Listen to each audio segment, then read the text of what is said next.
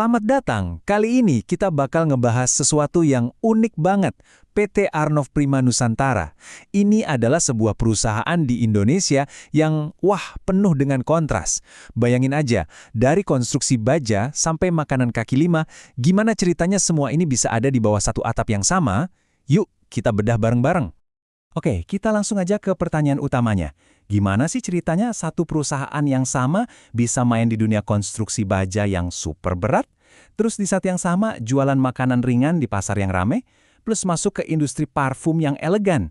Ini nih teka-teki yang bakal kita coba pecahkan hari ini. Nah, untuk menjawab itu semua, pertama-tama kita harus kenalan dulu dong sama PT Arnov Prima. Kita perlu lihat gimana sih struktur inti perusahaan ini, biar kita ngerti kenapa mereka bisa punya bisnis yang beragam banget. Dan ini dia angka kuncinya, 5.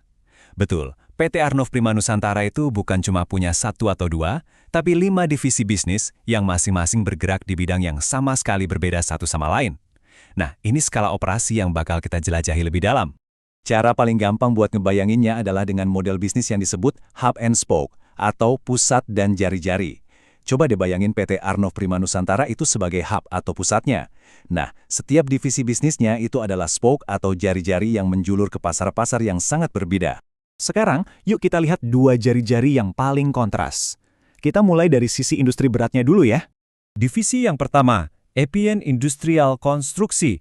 Wah, ini bisa dibilang tulang punggung perusahaannya ya. Fokus mereka itu di proyek-proyek skala besar. Kita ngomongin soal fabrikasi rangka baja, bangun gudang, bahkan sampai jadi pemasok material buat proyek-proyek raksasa. Ini bisnis yang kokoh dan jadi fondasi banget. Tapi, disinilah ceritanya jadi seru banget.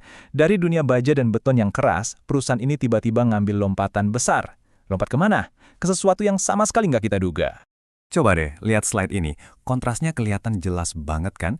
Di satu sisi, kita punya konstruksi industri. Di sisi lain, kita punya aquaculture.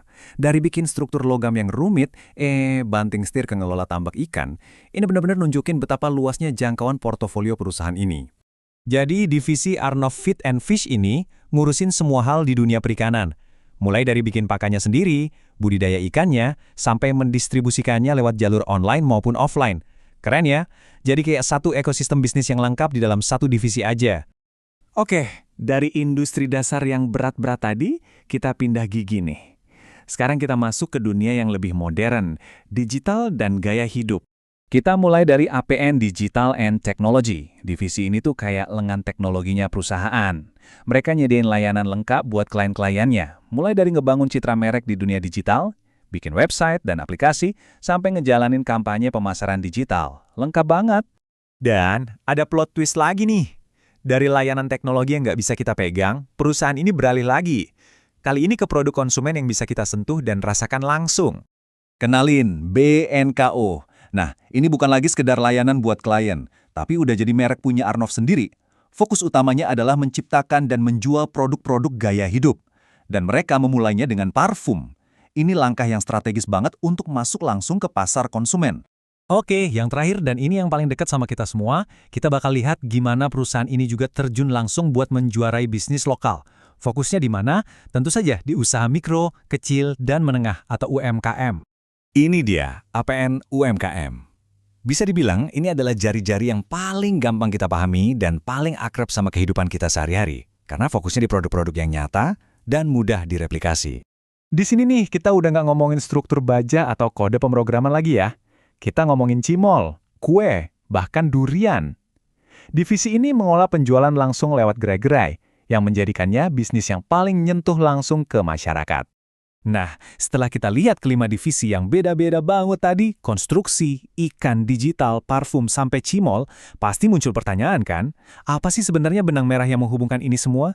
Yuk kita cari tahu visi pemersatu Arnov. Pertanyaan besarnya muncul lagi nih. Dengan portofolio yang kayak gado-gado, dari konstruksi sampai cimol, apa sih sebenarnya lem yang merekatkan semua ini di bawah satu nama besar, PT Arnov Prima Nusantara? Dan ini dia jawabannya. 3 kata kunci yang ternyata terus-terusan muncul di berbagai deskripsi divisi mereka. Efisien, profesional, dan berkelanjutan. Ini bukan cuma slogan teman-teman, tapi ini adalah filosofi inti yang jadi pemandu arah perusahaan. Tabel ini ngerangkum semuanya dengan jelas banget. Coba deh, lihat kolom nilai bersama. Mau itu konstruksi industri yang padat modal, teknologi digital yang perubahannya cepat banget, atau aquaculture, semuanya itu berpegang pada prinsip efisiensi dan keberlanjutan. Bahkan bisnis UMKM pun dianggap berkelanjutan karena modelnya mudah direplikasi. Jadi, meskipun produknya beda-beda jauh, filosofi dasarnya itu tetap sama.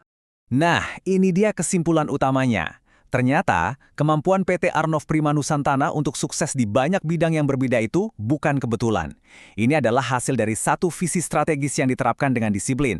Filosofi efisiensi dan keberlanjutan inilah yang bikin mereka bisa membangun bisnis yang tahan banting, karena nggak cuma bergantung pada satu sektor aja. Dan sebagai penutup, saya mau lempar satu pertanyaan buat kalian renungkan. Apakah model bisnis seperti ini itu sebuah kejeniusan dalam diversifikasi yang bisa menyeimbangkan risiko di berbagai sektor? Atau jangan-jangan ini malah portofolio yang terlalu tersebar luas yang berisiko kehilangan fokus?